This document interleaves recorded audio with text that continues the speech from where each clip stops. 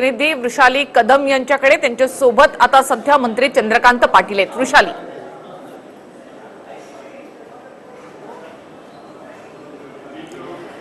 आज विधिमंडळामध्ये मराठा आरक्षणाचं विधेयक हे दोन्ही सभागृहामध्ये पारित झालेलं आहे आणि त्यामुळे 16% आरक्षण मराठ्यांना मिळणार आहे शिक्षणात आणि नोकरीमध्ये। आणि या संदर्भातच बोलण्यासाठी आपल्या सोबत भाजपचे मराठा नेते दादा मंत्री चंद्रकांत दादा पाटील आहेत।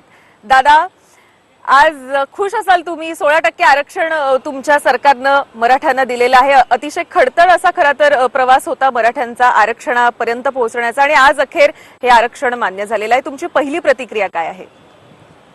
मला आज असं वाटलं की ज्या ज्या कारणांसाठी आपण सामाजिक आणि राजकीय कामामध्ये आलो त्यातले खूप विषय ह्याच्या आधी पूर्ण करता आले। ज्या काही गोष्टी पूर्ण होण्याच्या राहिल्या होत्या त्यातला हा एक विषय होता। ज्यावेळेला 32% मराठा दाखवला त्यावेळेला महाराष्ट्राची लोकसंख्या होती 1,06,00,000 31 साली। ती 1,06,00,000 आता 11.5 कोटी झाली आणि मराठा समाजाची ही 32% कमी होण्याचं काही कारण नाही आणि त्यामुळे त्या 32%च्या लॉजिकनेच हे 16% म्हटलेलं आहे। केंद्राच्या ग्रामविकास खात्याने जो सर्वे केलेला आहे तो ग्रामीण भागातला मराठा त्यांनी 27% काढलेला आहे। आता सर्व कालपर्वाच आहे। ग्रामीण भागातला जर 27% असेल तर ग्रामीण भागातला खूप मराठा हा शहराकडे गेला। मग काही उच्च विद्याविभूषित झाला तर विदेशात गेला, काही उच्च विद्याविभूषित झाला म्हणून पुण्या मुंबईकडे आला, पण खूप मोठ्या प्रमाणावर अक्षरशः अंगमेहनतीचं काम करायला आला। मग तो डबेवाला झाला, तो रिक्षावाला झाला, तो घरगडी झाला आणि त्यामुळे ही 27%ची जी पॉप्युलेशन मराठा समाजाची आहे ती तर काल परवा केंद्रीय ग्रामविकासाने मान्य केलेली आहे, त्याच्यामध्ये शहरातली जोडलेलीच नाहीये। 32% मराठा पॉप्युलेशनला 1931चा सेन्सस हा पाया आहे, आत्ताचा केंद्रीय ग्रामविकास खात्याचा सर्वे हा पाया आहे आणि त्यामुळे मला असं वाटतं की 32%च्या निम्मे म्हणजे 16% रिझर्वेशन देणं हे काही चुकीचं नाही। पण गेल्या वेळी सुद्धा राणे समितीचा अहवाल आलेला, मात्र तो कोर्टामध्ये चॅलेंज झाला आणि त्यानंतर मात्र मराठ्यांना आरक्षण मिळू शकलेलं नाहीये। तुम्हाला असं वाटतं का की आता जर कोणी उठून कोर्टात गेलं तर हा कोर्टामध्ये कसा टिकू शकेल? मला हे कळतच नाहीये की गेल्या 2 वर्षामध्ये इतक्या वेळेला तुम्हा सगळ्या इलेक्ट्रॉनिक मीडियाच्या माध्यमातून मी हे मांडलेलं आहे, तेच मला पुन्हा मांडावं लागतंय। ते मी मांडलं असं की कोर्टामध्ये स्टे मिळाला ह्याचं महत्त्वाचं कारण असं की मराठा समाज मागास आहे हे राज्याच्या मागास आयोगाने म्हटलं पाहिजे। घटनेची तरतूद आहे की घटनेप्रमाणे मागास आयोग नेमावा लागतो आणि मागास आयोगाने ठरवावं लागतं की हा समाज मागास आहे। तो राणे समिती मागास आयोग नव्हती, ती समिती होती, घटनेप्रमाणे ते मंत्री होते आणि त्यामुळे त्यांनी अभ्यास खूप केला, त्याचा उपयोगी झाला, परंतु ती समिती होती, आयोग नव्हता। आता आपण आयोग नेमल्यामुळे 50% केस संपली। काय संपली की आता कोर्ट आपल्याला ह्याची चिकित्सा करणार नाही की मराठा समाज मागास कसा, कारण तो घटनेने नेमलेल्या मागास आयोगाने म्हटलेलं आहे। तरी कोर्टाचं स्वातंत्र्य आहे, ते चिकित्सा करतील, परंतु त्या चिकित्सेमध्ये निम्मी केस तर टिकते। आता राहतो 50%च्या अभाव, ज्या मुळात घटनेमध्ये कुठेही असं वाक्य लिहिलेलं नाही की 50%च्या वर आरक्षण देऊ नये। सुप्रीम कोर्टाने जे म्हटलं दॅट इज देअर डिस्क्रिशन, मान्य की त्याचं डिस्क्रिशन आहे, पण जेव्हा ज्या सुप्रीम कोर्टाच्या निकालाचा वारंवार दाखला जातो इंदिरा स्वानी, त्याच निकालामध्ये 50% वाढवता येणार नाही म्हणत असताना अपवादात्मक स्थितीमध्ये त्याला त्यांनी एक्स्ट्रा ऑर्डिनरी असाधारण स्थिती म्हटलं, त्यात वाढवायला हरकत नाही असं म्हटलेलं आहे। मागास आयोगाचा रिपोर्ट आता सगळ्यांना मिळेल, 1040 पर्यंत रिपोर्ट आहे, तरी इतकी मेहनत घेऊन कशी असाधारण एक्स्ट्रा ऑर्डिनरी सिच्युएशन निर्माण झाली आहे हे मांडलंय। आणि आम्ही जी मोठी फौज, म्हणजे मी समाजालाही आवाहन करतो की ज्यांचं याच्यामध्ये थिंकिंग आहे त्यांनी याच्यामध्ये सहयोग दिला पाहिजे, खूप मोठी आम्ही वकिलांची फौज उभी करणार आहोत आणि न्यायालयाला कशी असाधारण एक्स्ट्रा ऑर्डिनरी सिच्युएशन निर्माण झाली आहे आणि 50% एक्सेल करावं लागेल हे आम्ही पटवणार आहोत। की मराठा आणि कुणबी यांना एकत्रितरित्या करून हे दाखवलेलं आहे, कसं पाहता तुम्ही या विधानाकडे? मी पुन्हा एकदा तेच म्हणेन की 1931च्या सेन्ससमध्ये मराठा 32% दाखवलाय आणि वेगळा कुणबी 14% दाखवला। अशी टोटल त्यांनी मराठा कुणबी एकत्र म्हणायचा झाला तर त्यांनी 46% दाखवलेला आहे। दिस इज गव्हर्नमेंट सेन्सस. जी आंदोलनं झाली, जे मोर्चे झाले, मूक मोर्चे झाले, त्यानंतर ठोक मोर्चे देखील आपण पाहिले, या सगळ्यामध्ये अनेक बळी गेलेले आहेत. काही जणांनी आत्महत्या केलेल्या आहेत. 41 जणांच्या आत्महत्या यात झालेल्या आहेत. त्या सगळ्यांना शहीद हा दर्जा सरकार देणार का? शहीद हा दर्जा सरकार देणार का? नाही, शहीद हा दर्जा देण्याचा विचार करता येईल, परंतु त्यांच्या कुटुंबाला वाऱ्यावर सोडू नये. मुळात महाराष्ट्राचं कल्चर, महाराष्ट्राची संस्कृती अशी आहे की अशा प्रकारे जो जो अडचणीत असतो त्या सगळ्याच्या मागे आपण उभं राहायचं असतं. त्याप्रमाणे माझ्या माहितीप्रमाणे आता काही जणांना, त्यांच्या कुटुंबियांना आपण 10-10 लाख रुपये दिलेले आहेत. उरलेल्यांची शेवटी असं ना, अशी एखादी घटना घडल्यानंतर सरकारी पैसा देताना खूप चिकित्सा करावी लागते. ती लवकर करायला पाहिजे, पण ती करावी लागते. अदरवाईज त्याची ऑडिट क्वेरी निघते. ती चालू आहे आणि त्याप्रमाणे सगळ्या कुटुंबांना मदत मिळेल. या सगळ्याचे जे मूळ होते आपण पाहिलं, अनेक मोर्चे निघाले. तुम्हाला असं वाटतं का की कोपर्डी घटनेमध्ये जे नराधम आहेत त्यांच्यावर लवकरात लवकर त्यांची शिक्षा व्हावी त्यांना, म्हणून सरकार आता काही स्पीडअप करेल का सगळी प्रोसिजर? नाही, मला काहीच कळत नाही की आपल्या देशामध्ये कायदा वेदा काही कळतो की नाही. हायकोर्टाने त्यांना फाशीची शिक्षा दिल्यानंतर त्यांनी अपील करायचं असतं सुप्रीम कोर्टामध्ये. सुप्रीम कोर्टाने ठरवायचं असतं की कधी चर्चेला घ्यायचं.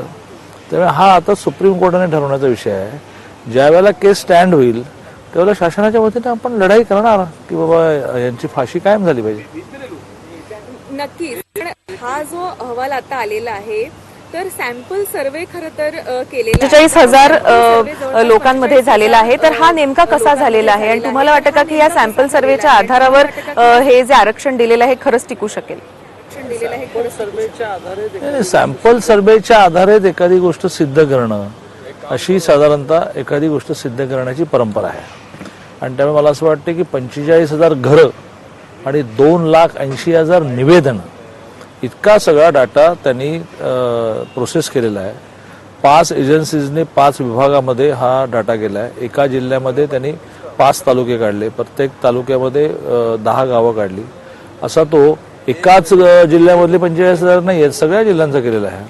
आणि हा सॅम्पल सर्वे मान्य होईल. हा जो ATR आला, आपण पाहिलं की अख्खा रिपोर्ट हा जो टेबल करण्यात आलेला नाहीये, केवळ ATR समोर ठेवण्यात आला आणि त्यानंतर बिल मांडण्यात आलं.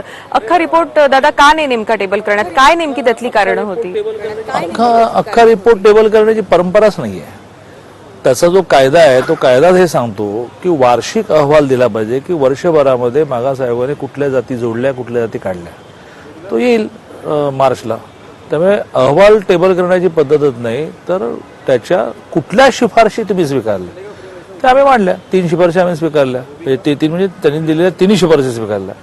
आणि त्यामुळे मला असं वाटतं की या शब्दाचा खेळ आहे की आम्ही जेव्हा शिफारशी स्वीकारतो त्यावेळेला स्वाभाविकपणे आम्ही अहवालाच्या आधारे शिफारसी स्वीकारतो. आणि त्याच्या आधारे त्यामुळे शिफारसी स्वीकारणं आणि ऍक्शन टेकन रिपोर्ट, ज्याला आपण म्हणू की आम्ही नेमकं याच्यावर काय करणार आहोत हे मांडणं हेच अपेक्षित असतं. ते आम्ही मांडलं. सुरुवातीला सांगितलेलं आपण पाहिलं असेल तर रिपोर्ट टेबल करू नका कारण कोणतरी कोर्टात जाईल, स्टे आणेल, असं आधी दादा म्हणत होते. आणि अवघ्या 2 दिवसांमध्ये दादांनी आपलं विधान बदललं आणि सांगितलं लवकरात लवकर रिपोर्ट टेबल करा. तर कशा पद्धतीनं या स्टेटमेंटकडे पाहता? कुठेतरी राजकारण होतं असं आपल्याला वाटतंय?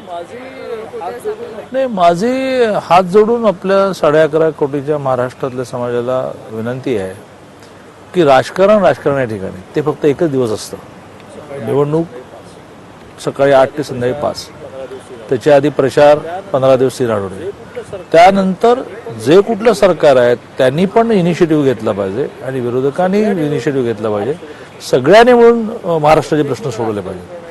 प्रत्येक वेळेला राजकारण तुम्ही जर हा रिपोर्ट पाहिला असेल तर या रिपोर्टमध्ये मराठ्यांचं अतिशय विदारक असं चित्र आपल्याला या रिपोर्टमध्ये दिसतं. खरं तर या महाराष्ट्रानं अनेक मुख्यमंत्री हे मराठा समाजातले पाहिलेले आहेत, अनेक खासदार, आमदार हे मराठा समाजानं दिलेलं आहे. असं असताना इतकं विदारक चित्र मराठा समाजामध्ये आहे, हे पाहून नेमकं काय म्हणतात, कोण ह्याला दोषी आपण मानतो?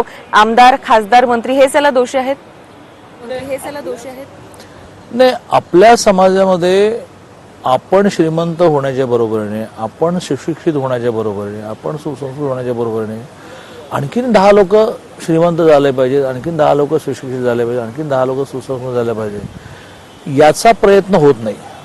आपण आपलं कुटुंब याच्या त्याची मुळं आहेत आणि ती जी मुळं आहेत त्याचं ते रिफ्लेक्शन आहे की मोठमोठ्या शिक्षण संस्था मराठ्यांच्या झाल्या, पण त्यांनी असा विचार नाही केला की यातल्या 50% जे आहेत ना त्यांना कोण अडवलं होतं, यांना आम्ही फुकट शिकवणार. उलट अन्य प्रांतातून विद्यार्थी आणले गेले का, तर ते त्यांचे आईबाप तिथे श्रीमंत असणार, त्यामुळे डोनेशन मिळाले. किती पैसा महाराष्ट्रातल्या शिक्षण संस्थांनी जनरेट केला याचा कधीतरी अभ्यास केला पाहिजे. कुठून आल्या या प्रॉपर्टी? मी कोणाचं नाव घेत नाही, पण असं माझ्या बोलता बोलता डोळ्यासमोर नाव यायला लागले की हे काय, कशासाठी मी घ्यावी नावं. आपल्यालाही माहिती आहेत आणि हा कार्यक्रम पाहणारा सगळ्यांना माहिती आहेत. आणि आता तेच नेते आणि ते नेते, साखर कारखाने कोणाचे, इक्का दुक्का कोणाचा तरी नॉन मराठ्याचा असेल, हां कधी जातीच्या भाषेत तुम्ही बोलताय म्हणून. शिक्षण संस्था कोणाच्या, इक्का दुक्का कोणाची नॉन मराठीचा असेल. सूतगिरण्या कोणाच्या, दूध संघ कोणाचे. असं असताना मराठा समाजाची ही स्थिती का निर्माण झाली, याचं कारण आम्ही फक्त मोठे होणार, नेत्यांच्या प्रॉपर्ट्या काढा, ते काय होते आणि आता काय झाले. समाजाचा विकास झालेला नाहीये गेल्या अनेक वर्षांमध्ये. आता देखील हा जो रिपोर्ट आलेला आहे दादा, याच्यामध्ये हे जे आरक्षण मिळणार आहे 16%, हे केवळ महाराष्ट्र राज्यापुरतं मर्यादित आहे. केंद्रामध्ये जर जायचं असेल किंवा UPSC MPSCच्या परीक्षा द्यायच्या असतील, रेल्वेतली नोकरी असेल, तर मात्र मराठा समाजाला हे आरक्षण लागू होत नाही. हे असं का? नाही, असं आहे की केंद्राने जी schedule caste, schedule tribe, OBC यादी ठरवलेली आहे, त्या यादीमध्ये जे जातात त्यांना केंद्रातल्या नोकऱ्या मिळतात. आता आपण महाराष्ट्रापुरता हा निर्णय केला. आगामी काळामध्ये त्याला आपण पाहिलं 58 मोर्चे निघाले. केंद्रामध्ये तुमचं सरकार आहे दादा. आय एम व्हेरी सॉरी, तुम्ही खूप सुशिक्षित आहात. केंद्राने देण्याच्या नोकरीमध्ये आपण नाही कायदा करू शकत, तो केंद्राने करायचा आहे. आता केंद्र करू शकतो, आपलं सरकार आहे भाजपचं. शिफारस करायला काय जातं. केंद्राने देशभराचा अभ्यास करून OBC कोणी ठरवलं. आता त्या OBC मध्ये मराठ्यांनी जाण्यासाठी केंद्राचा पण एक मागास आयोग आहे, त्या आयोगाकडे म्हणायला लागेल. ते म्हणू, एक एक स्टेप तर पूर्ण करू, जे आपल्या हातात होतं ते पूर्ण. असं म्हणणं आहे की आता पुढची स्टेप जी आहे ती तुम्ही याचा पाठपुरावा कराल, सरकार याचा पाठपुरावा करेल आणि इतर ज्या ठिकाणी म्हणजे रेल्वे असो किंवा UPSC MPSC या ठिकाणी सुद्धा हे आरक्षण कसं मराठा मुलांना मिळू शकेल याचा त्यामुळे पहिलं तर स्पष्ट स्टेप सांगतो की केंद्राचा एक मागास आयोग आहे, त्या मागास आयोगाने ही जात मागास आहे ठरवलं तर तुम्ही केंद्रीय मागास यादीमध्ये जाता. शेड्यूल कास्ट, शेड्यूल टाईपची पण एक यादी आहे, त्यात जाण्यासाठी तर खूपच अवघड आहे याचं कारण त्या परंपरागत जो सामाजिक अन्याय झाला त्यामुळे निर्माण झालेली ती यादी आहे. पण त्यातही अधूनमधून काही जाती जोडल्या जातात. पण ह्या प्रत्येकाचा एक केंद्राचा आयोग आहे.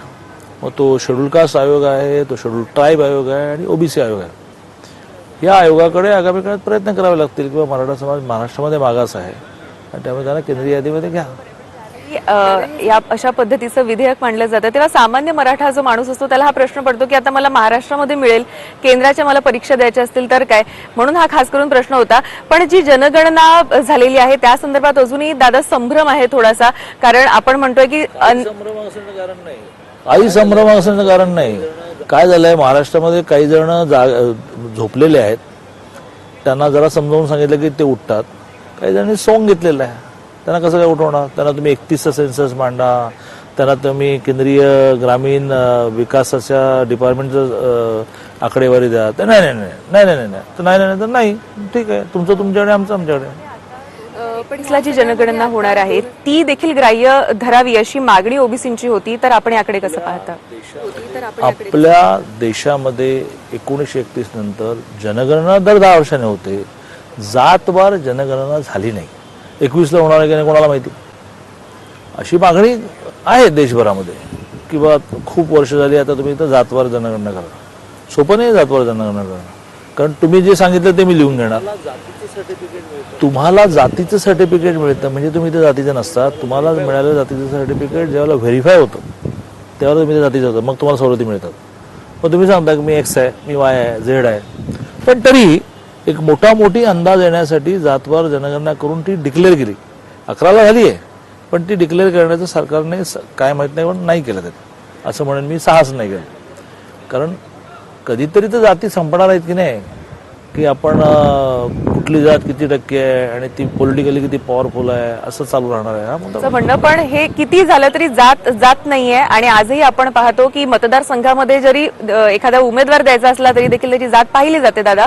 त्यामुळे हा प्रश्न मला आवर्जून विचारायचा आहे, कारण असं म्हटलं जातं, ओबीसी नेत्यांचा असा आरोप आहे की मराठ्यांची संख्या ही 18% आहे आणि कुणबी असं मिळून ते सगळं झालेलं आहे. त्यामुळे कुठेतरी मराठ्यांना जास्त आरक्षण मिळालेलं आहे असा आक्षेप त्यांनी यावर घेतलेला आहे. ठीक आहे, जातवर जनगणना होईल त्यावेळेला याच्यामध्ये बदल होईल.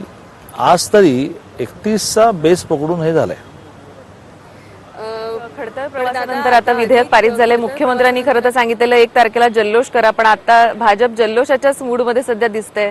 तर आज तुम्ही खुश आहात का मराठा नेते म्हणून? मी नेहमी आनंदीच असतो पण आज विशेष आनंद झाला, प्रश्नच नाही. कारण मी एका छोट्या गावामध्ये राहतो, तर मराठा समाजाची स्थिती मला माहिती आहे की रोजगार हमी योजनेवर गेल्याशिवाय घर चालत नाही अशी स्थिती आहे. तर त्याच्यामध्ये मुलांचं शिक्षण होईल, सगळ्यात म्हणजे शिक्षण होईल. नोकऱ्या बिकऱ्या तर मिळतीलच. केंद्रीय सरकारी नोकऱ्या क्रिएट किती होतात, त्या 16% मिळाल्यामुळे किती तरुण नोकऱ्यांमध्ये जाणार आहेत माहीत नाही. शिक्षणाचं प्रमाण खूप वाढेल. तुम्हाला असं वाटतं का की विपक्ष जे आहे, विरोधक जे आहे, ते कुठेतरी नाराज झालेले आहेत? कारण एक महत्वाचा मुद्दा त्यांच्या हातून गेलेला आहे, त्यामुळे येऊन त्यांच्या तीव्र अशा प्रतिक्रिया बाहेर उमटताना आपल्याला दिसत आहेत. निवडणुकीच्या आधी एक महत्वाचा मुद्दा जो आहे हा कुठेतरी भाजपनं हिसकावून घेतलेला आहे त्यांच्या हातून. निवडणूक अजून एक वर्ष आहे. निवडणूक जवळ येता येता काहीच हातात त्यांचा राहणार नाही. अजून खूप पत्ते मुख्यमंत्र्यांच्या खिशात आहेत आणि त्यामुळे विरोधकांमध्ये सगळ्यात हुशार विरोधक शेख अब्दुल्लांचा मुलगा फारुख अब्दुल्लांचा, उमेर अब्दुल्ला. त्याने असं म्हटलं मध्ये 1 वर्षापूर्वी की 19ची निवडणूक ही विरोधकांनी लढवूच नाही, 24ची निवडणूक लढवावी. म्हणजे 19चा पैसा आणि श्रम वेळ हे तिथे उपयोगाचे. निवडणूक आहे आणि लोकसभा निवडणुकीला सुद्धा 4 महिने आहेत. त्यांचा गेलेला आहे. मराठ्यांचा हा काय महत्वाचा मुद्दा गेला, आणखीन जातील महत्वाचे मुद्दे. तू बघत राहा. आज सकल मराठा मोर्चाने मात्र आनंद साजरा केलेला नाहीये. त्यांचं असं म्हणणं आहे की ही शहीदांना त्यांनी ते अर्पण केलेलं आहे, त्यांनी ते शहीद झाले कुठेतरी आणि त्यामुळेच हे आरक्षण मिळालेलं आहे. आपल्या काय भावना आहे त्याबद्दल? मी त्यांच्या भावनांचा आदर करतो. माझं म्हणणं एवढंच आहे की त्यांनी त्यांचं बलिदान जे दिलं ते आरक्षण मिळण्यासाठी दिलं. ते मिळाल्यानंतर त्यांनाही आनंद झाला असेल. ते जिथे कुठे आहेत स्वर्गामध्ये त्यांना आनंद झाला असेल. काय अडचण आहे? पण दादा, तुमच्या सोबत जी शिवसेना आहे त्यांना फार आनंद नाही झालाय. शिवसेनेचे जो 2 नेते त्यांनी फेटे सुद्धा बांधण्याचा आज नकार दिलेला.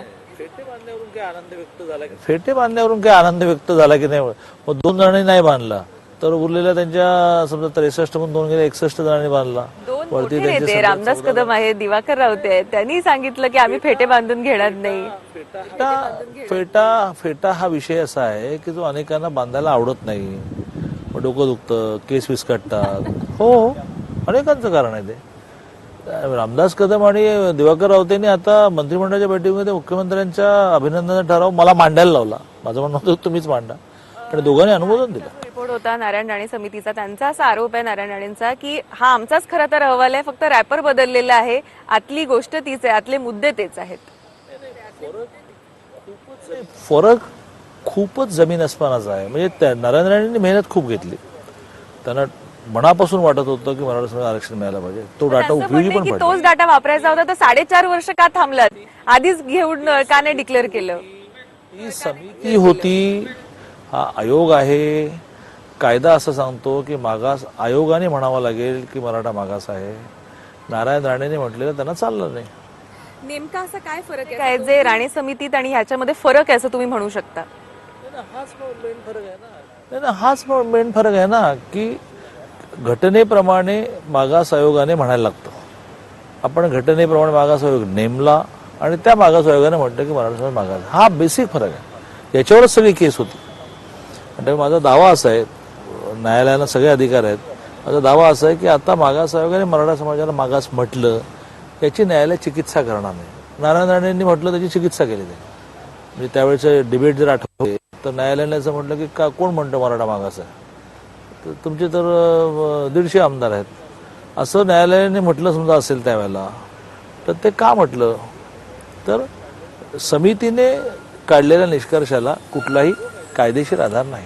जो कायदेशीर आधार यावेळेला मागास आयोग नेमल्यामुळे मिळाला. मला असं वाटतं का की आता ह्याच्यामध्ये तुम्ही म्हणता अगदी सगळं फुल प्रूफ आहे, याच्यामध्ये आता काही लूपहोल्स राहिलेले नाहीये, त्यामुळे हा फार चॅलेंज झाला तरी याच्यावर काही बंधनं पडणार नाहीत असं तुमचं म्हणणं आहे. की नेमकं ह्याच्यात आणि त्याच्यामध्ये असा एखादा कुठला महत्वाचा मुद्दा आहे की ज्याच्यामुळे काही झालं, किती हे झालं तरी देखील ह्याच्यावर स्टे येऊ शकणार नाही असं तुम्हाला वाटतं? 3 मुद्दे. मुद्दा क्रमांक 1 मागास आयोगाने हा अहवाल दिला. दुसरा मुद्दा 50% क्रॉस करण्यासाठी जी एक्स्ट्रा ऑर्डिनरी सिच्युएशन मांडायला पाहिजे ती आयोगाने नीट मांडलेली आहे. आणि तिसरा मुद्दा आमची जीवननिष्ठा आहे की हा कायदा टिकला पाहिजे. हा आमचा पॉलिटिकल अजेंडा नाही, तर वकिलांची फौज उभी करणार. आपल्याला सगळ्यांना माहितीच आहे की हरीश साळवेंनी मान्य केलं आहे की ते केस चालवणार आहे आणि त्यामुळे ही केस आम्ही न्यायालयामध्ये टिकवणार. नक्कीच पुन्हा एकदा आज इथे आलात. खरं तर खूप हेक्टिक शेड्यूल आहे. कॅबिनेट संपवून अगदी धावत पळत तुम्ही TV 9च्या प्रेक्षकांसाठी आलेला आहात, त्यांच्यापर्यंत तुमचं म्हणणं, सरकारचं म्हणणं पोहोचवण्यासाठी आलेला आहात. आज सरकारने 16% आरक्षण जाहीर केलेलं आहे. जाता जाता TV 9च्या प्रेक्षकांना 2 ओळी शेवटच्या काय सांगाल? TV 9च्या प्रेक्षकांना असं सांगेन की हे 16% आरक्षण जे मिळालं ते सरकार टिकवणारच आहे. या आरक्षणाचा फायदा घेऊन मोठ्या प्रमाणात आता मराठा समाजामध्ये शिक्षणाचं प्रमाण वाढलं पाहिजे. नोकऱ्यांवर अवलंबून न राहता स्वतःचे व्यवसाय उभं करून दुसऱ्यांना नोकऱ्या देण्याचा आपला प्रयत्न असला पाहिजे. 10 लाख महाराष्ट्रीयन लोक, नॉट ओन्ली मराठा, हे विदेशात राहतात. यांच्याशी जर आपण टायअप निर्माण केला आणि त्यांनी प्रत्येकाने दरवर्षी 1 जण विदेशात नेला तर 10 लाख तरुण तरुणी विदेशामध्ये जातील. आणि त्यामुळे आरक्षण मिळालं वगैरे सगळं ठीक आहे, पण मगाशी म्हटल्यामुळे सरकारी नोकऱ्या निघतात किती, त्यामुळे व्यवसाय करणं. आरक्षण मिळालं नाहीत. आरक्षण मिळालं, ज्या नोकऱ्या क्रिएट होतील त्या 16% मिळतील, पण त्याने मराठा समाजाचं काही पूर्ण भलं होणार नाही. आणि त्यामुळे मराठा समाजामध्ये उद्योग करणाऱ्या तरुण तरुणींची संख्या वाढणं असं जर झालं तर फार मोठा रोजगार निर्माण होईल. धन्यवाद दादा, आज तुम्ही आलात आणि आपली मतं मांडली त्याबद्दल. तर 16% आरक्षण मराठ्यांना मिळालेलं आहे आणि त्यामुळे खरं तर 1 तारखेला मुख्यमंत्र्यांनी म्हटलंय जल्लोष करा. मात्र आत्ताच आपण पाहतोय की महाराष्ट्रामध्ये मराठा समाजामध्ये आणि सरकारमध्ये सध्या जल्लोषाचं वातावरण आपल्याला पाहायला मिळतंय. वेळ झाली आता इथंच थांबायची, कुठेही जाऊ नका, पाहत राहा फक्त TV.